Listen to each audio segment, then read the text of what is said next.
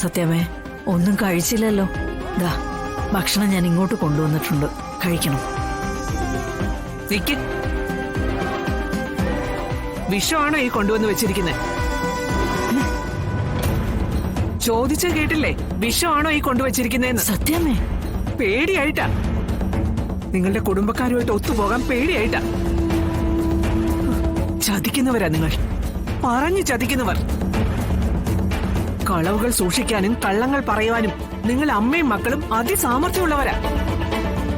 ഇത് ഞാൻ പറയുന്നതല്ല, എന്നെ കൊണ്ട് പറയിപ്പിക്കുന്നതാ.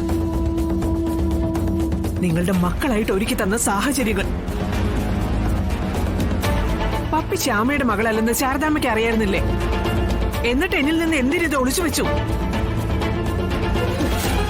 ഞാൻ വെറും വിഡ്ഢി, കളികൾ അറിയാതെ ആട്ടം ആടിയ വെറും വിഡ്ഢി.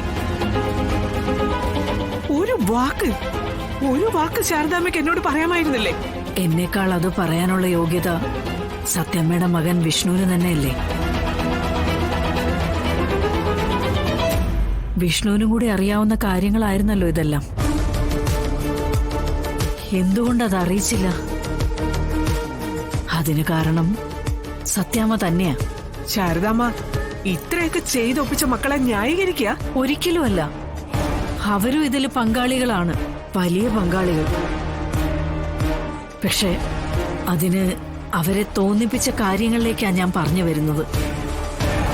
സ്വന്തം മകൻ പോലും സത്യാമ്മയുടെ ഈ കാര്യം പറയാതിരുന്നതിന്റെ കാരണം എന്താണെന്ന് സത്യാമ്മ ചിന്തിച്ചിട്ടുണ്ടോ? ഭയം. സത്യാമ്മയോടുള്ള അതിര് കവിഞ്ഞുള്ള സ്നേഹവും പേടിയും കൊണ്ടാ വിഷ്ണുവിന് പോലും ഇക്കാര്യം സത്യാമ്മയെ അറിയിക്കാൻ പറ്റാതിരുന്നത്. മക്കളുടെ മനസ്സ് മനസ്സിലാക്കാൻ ഒരിക്കലും സത്യാമ്മ ശ്രമിച്ചിരുന്നില്ല.